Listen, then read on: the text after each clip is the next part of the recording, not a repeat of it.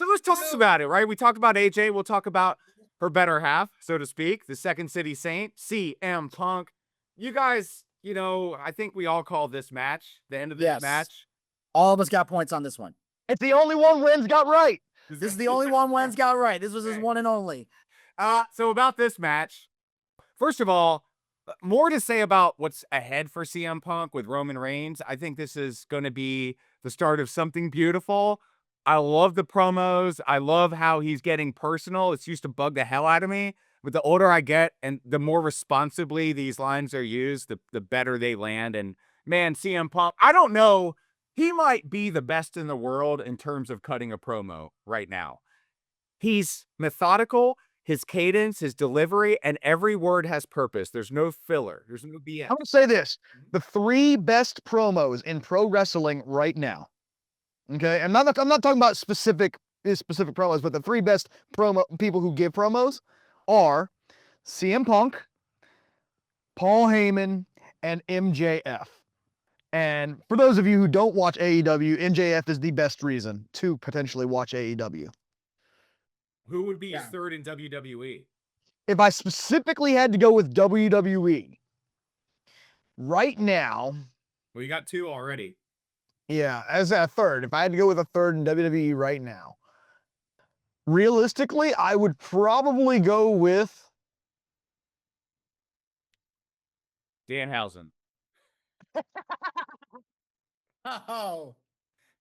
What? By the way, what a flop at Elimination Chamber. It wasn't a bad thing that they did. I watched a video with Eric Bischoff where he said it was done very well. The problem was the timing.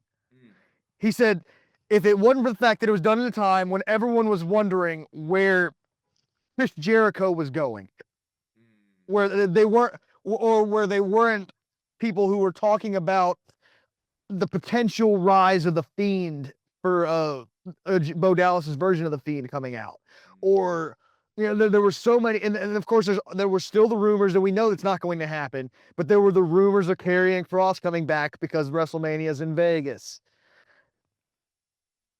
We know that's not going to happen as much as I wanted to, and I still say we want Kross, but it's a bad time to bring Danhausen in that specific way. Having him come in was great, but using him as the big surprise or for something they built over weeks was it was a bad time to do it. He got over on Raw, though, I'll tell you. Here's the thing. But here's what got him over. This is what got him over. His whole thing is about cursing people. And so he had that moment with Dominic where he goes, "You are cursed." And they walk away. Here's why it worked. Dom gets cursed, loses the Intercontinental title. That's what got it over. If Dominic had won that match, it would have buried Danhausen. But because Dan's curse, now oh my God, these curses work. Because he later went on to talk to the most easily forgettable champion of all time, The Miz. Don't you dare. You are cursed. And remember what happened to Dom on Monday. And he's like, look, and he disappeared. Then he saw the original El Grande Americano. You are cursed. So now when he curses somebody, something's going to happen. Someone's going to lose. You got to watch. You got to watch. Yeah.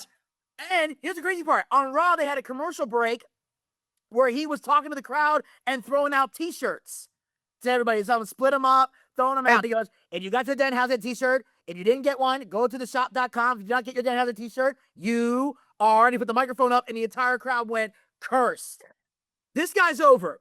Never mind what happened in the chamber. This guy's over. Yeah. Danhausen. What are they going to do with this? I want to add something else to this real fast. He's already the #1 merch seller since he came back. Since he came in. That means title time, baby. Somewhere, somehow. Or he might be good chasing it. No. Danhausen, right now, he does not need to be in a title picture. Yes. Exactly. Danhausen is a talker. He's been a talker. He was a great talker in WWE. AEW. He's a great talker now. And he is good in the ring, but his wrestling style is pretty generic. So if you're going to make him a champion, it needs to be over time, and it needs to be a mid-card title, but it needs to be built to it. He's talking about wanting a mentor. I like the idea of Miz mentoring him to get the curse removed. Yes. And then he sits there and he builds, and then he gets a mid-card title match through The Miz. And, you know, that's a good way of building a story. It's a good way for Miz to continue doing what he is doing, and that is building the young talent. I'm very happy with what The Miz is doing recently. I mean, who isn't? Honestly. Booch, you're quiet. Are you eating Uh, something?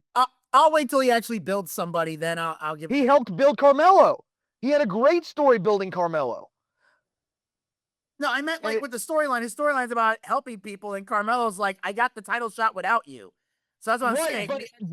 But I'm talking behind the scenes, though. Miz legitimately, he did that shit. All right. That's different. I'm talking about kayfabe. We're talking about okay, behind the scenes. Yeah. I'll give you that. I'll give you that one. It was Carmelo. And kayfabe, Miz is staying has been working with people and using them to benefit himself by saying that he's building them, but that's still his character. So Danhausen to be the next mentee in that same sense, where Miz is trying to use Danhausen, but Danhausen's actually benefiting from it, the same way Carmelo did. Love it. Love it.